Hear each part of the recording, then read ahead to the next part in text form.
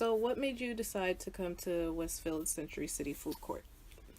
I decided to come here because I had an appointment in Westwood and it was on the way to my house. And I had not visited this food court in a while, so I decided to give it a try because I know there have been some renovations and I wanted to check it out as well. Do you come here a lot? No, I don't frequent the smaller food court as often as I did. Um, Before, when I used to work in Westwood, I used to come very often, but I may come here once or twice a year now. What does this food court do slash have differently from others? Um, I love the variety of food items and restaurants in comparison to other food courts near my home. What is your favorite place to eat from here and why? Honestly, I'm a creature of habit and I love Chipotle, so that's where I go quite often or every time that I visit this mall. Is it related to your cultural background in any way? No, I would have to say no. I just love the food and I love the price for the quantity of food that I receive. When you come to the food court with a group of people, do you all tend to get the same type of food? No. If I'm there with my friends, we each decide what we want to eat and then we find a place to meet after we have ordered our food. How do you go about not being like, are there any other issues on eating the same thing, or usually it's like you decide amongst yourselves? It's an individual thing. Yeah, we pretty much decide ourselves what we're craving and what we would like to eat. I think if it was more of a sit down restaurant, like I know there's a Javier's, if we went to Javier's, then it would be agreement that we went to the Century City Mall to go eat there. But since we agreed to go to the food court, everyone has the flexibility to decide what they want to eat. And then we meet at a local place at a table to enjoy our meal. So as long as there are options, everyone is happy. Yes. Why do you think a lot of families come to this food court on a Sunday afternoon? I think is a way for them to spend time together outside of their regular routine. It gives them a way to bond and maybe see different things going on in the community, see different people, and be social, window shop, expose their kids to different things, be more outgoing, and just spend time away from what they're used to before the start of the week. In your personal opinion, how do you think families decide on what everyone will eat? Honestly, um, depending on the age of the kids, the parents may give them an option of asking them what they want to eat. But if they are already teenagers and older, I would say that parents are flexible in letting them go purchase their food and tell them to come back and find us at a table.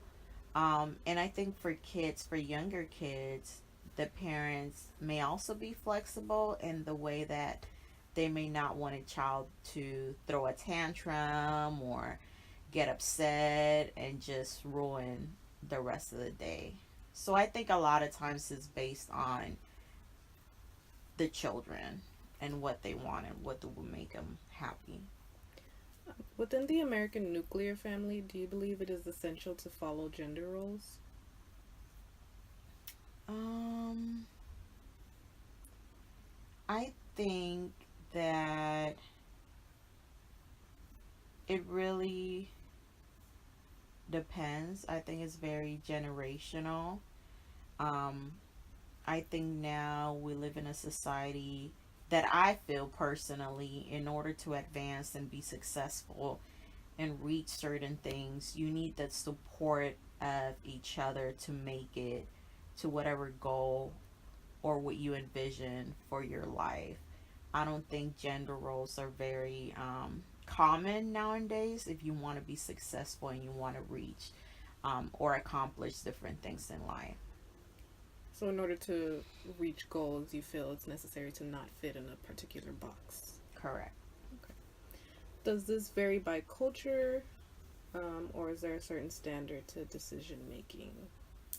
I think from my experience in the profession that I work, it has been very common in the Latino culture to continue gender roles where females are required to take care of the kids, to be providers, to have food ready for the husbands, to help kids with their homework, while the male is seen as a protector and provider and the one who works, and the one that makes sure that everything is functioning at home. Does one parent usually hold more power than the other? Personally, I think it should be equal, but in my interactions in my professional role, I see that oftentimes it is the male who holds a lot more um, respect and power in a relationship. And what is your profession, just to keep it on record? I am a social worker. Okay. In your personal opinion, which parent protects and which parent is the caregiver, and why do you think this way? I think naturally females are born to be caregivers and nurturers, and males are are the protectors and the providers in society. And I think that is based on society, media, family roles, and a lot of gender roles that maybe are imposed in our through our society as well. Can you think of any examples that you've seen yourself, of ways that parents kind of take on this role, whether they're aware of it or not? Certain Um, actions that you've seen. Through my profession, again, I've seen couples have arguments because a father may not want a daughter to go out to a high school dance, and the mom would like to say yes, but they're saying, my husband has the final say, so whatever he says, go. While the mom is trying to be supportive of the daughter's wishes and is nurturing and supports, she has to go with what her husband is saying. In your previous relationships, did you take pride in your partner making decisions? Because I'm a very indecisive person, I appreciated my partner's guidance and support in making decisions. Um, so I really did appreciate that aspect of them. Did you feel personally responsible for your partner's well being, or would you rather have a partner who takes charge in your well being? I think in a partnership or relationship, it should be equal. And I feel like in my relationships and in my current relationships and previous relationships, I really want that balance where we each put forth the same amount of energy and a lot of energy in making sure that we're both content, happy, feel appreciated and cared for. Do you have a habit of dating individuals that are taller than you? Honestly, I don't have a preference if they're taller or shorter. My thing has always been that they're intellectuals, that they're intelligent, that they're able to have good conversations, and that they're social, height doesn't really come into play for me. And from what you observed, you haven't seen like a pattern in couples where the man is usually taller and the woman is usually shorter? I've never paid attention to that, honestly. I don't think that's something that I've witnessed. What about with the people in your social circle? In my social circle, I would have to say that it's pretty even. Like it's 50-50. Okay. Would you say there is a norm for height differences within couples, at least here in Los Angeles?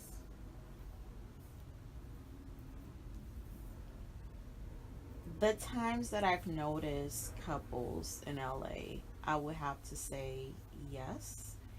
The male's usually taller and the female's usually shorter. Do you have any idea for why this would be a norm?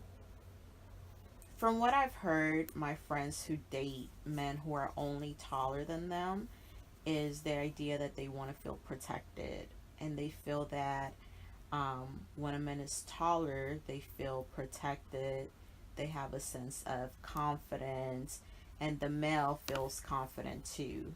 I've had different scenarios where the female's taller and the partner is shorter, and she has a lot of reservations in wearing high heels because she doesn't want to make him feel less than and not able to care for her, um, or being judged in a public setting because they're going to feel like, oh, why is she with a short man? How can he protect her? So, those are the different things that I've heard about the height differences.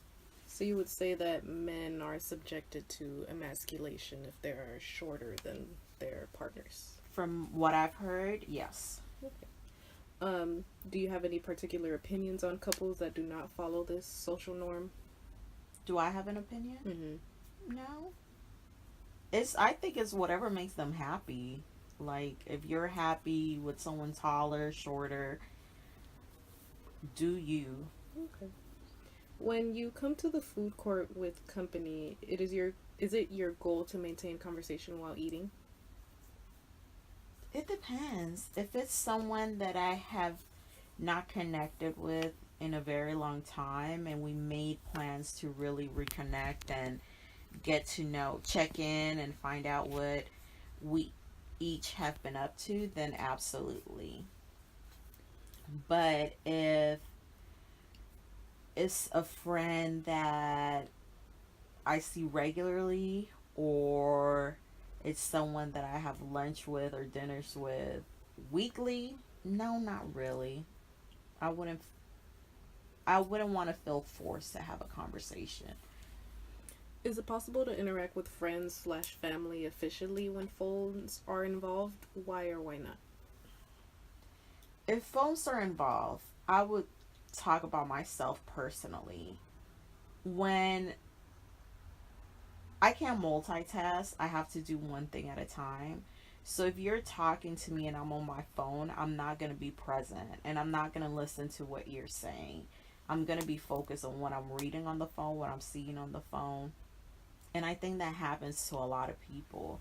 If they're on their phone, social media, they're not able to really be present, check in and listen, actively listen to what the other person is saying. So you're going to miss a lot of things and you're going to miss the ability to really connect with the person you're with. Do you think social media is a distraction in a detrimental way? I think social media can be this um, a distraction, um, but it all depends. I think individuals should be able to have a balance.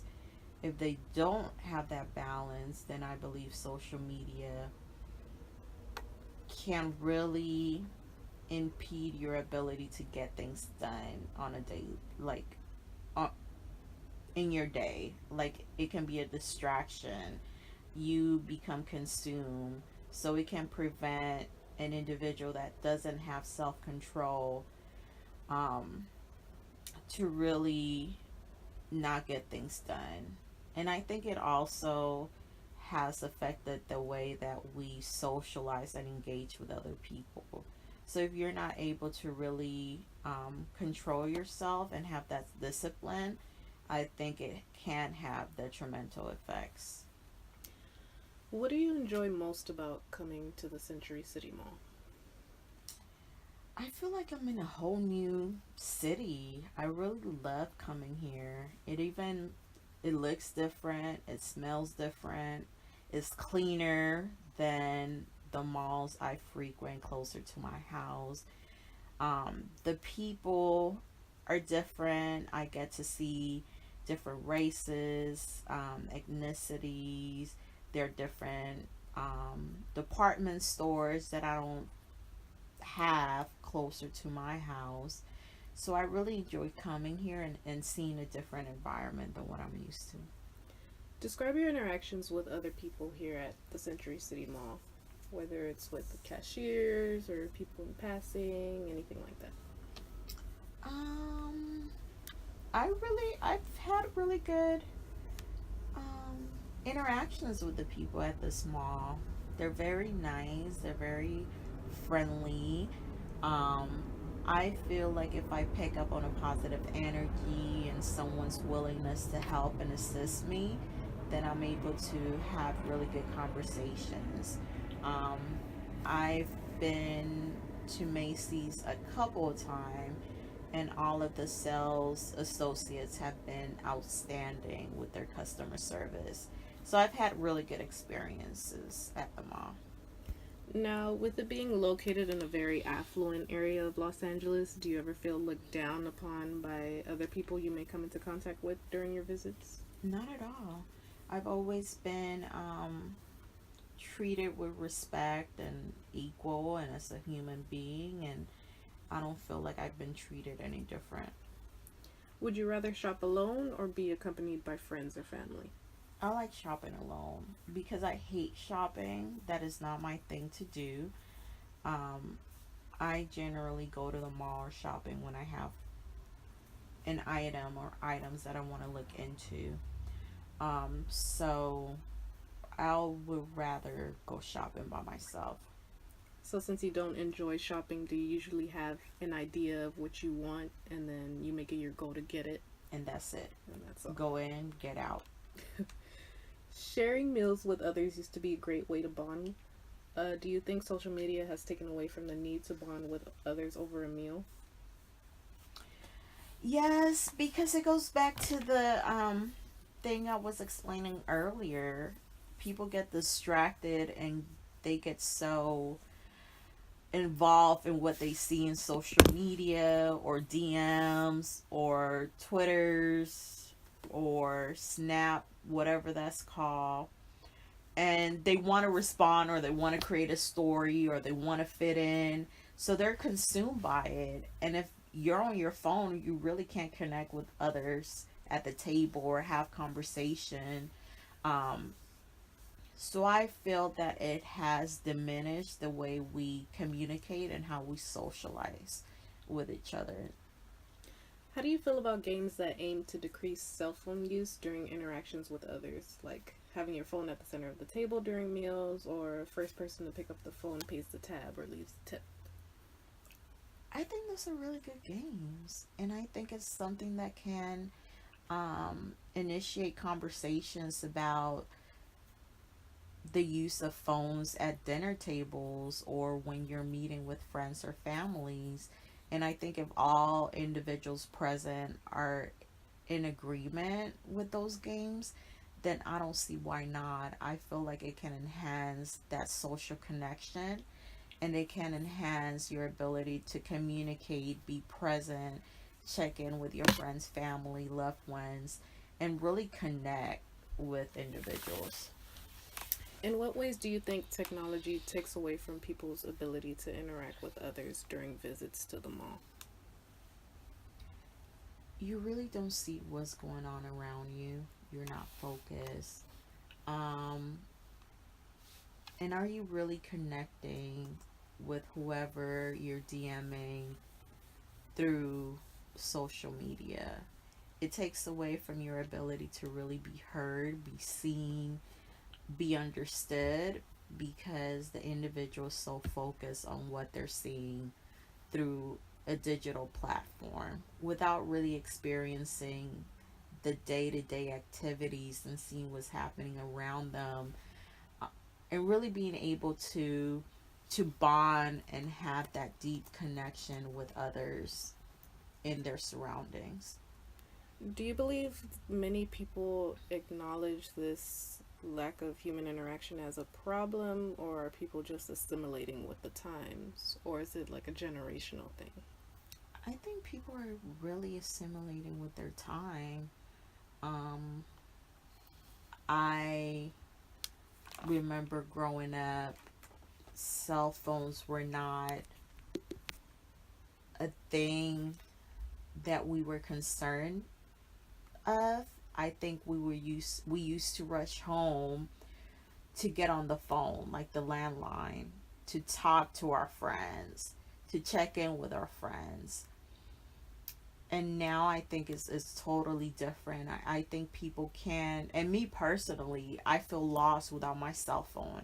I feel like I'm missing something if I'm not checking my social media, my Instagram, my Facebook. I feel like I'm missing something. And I feel that it has been, I don't know if it's generational, I don't know if it's what we see on TV, but it's something that I feel is part of the culture now. Like we're always checked in and we're always on because we have access to so many things and people have access to us. Now, you said back then you rushed home to check on your friends. So, do you feel like it's changed from checking on your friends to just doing what everyone else is doing? Oh yeah, absolutely. I don't check on my friends as often because I can really go on Facebook or Instagram and see what they're doing. And I'm like, oh, they're okay. I'll check in with them later. Or they seem to be okay, but what you see on social media, and then it takes away from your ability to really check in with your friend and say, hey, are you okay? Because through social media, you can make believe a life that you don't really have, but in reality, you're damn near depressed and suicidal. But people won't be able to know because you can create a different life for you through those walls. It's all a facade. Mm-hmm. Well, thank you for your time. Thank you.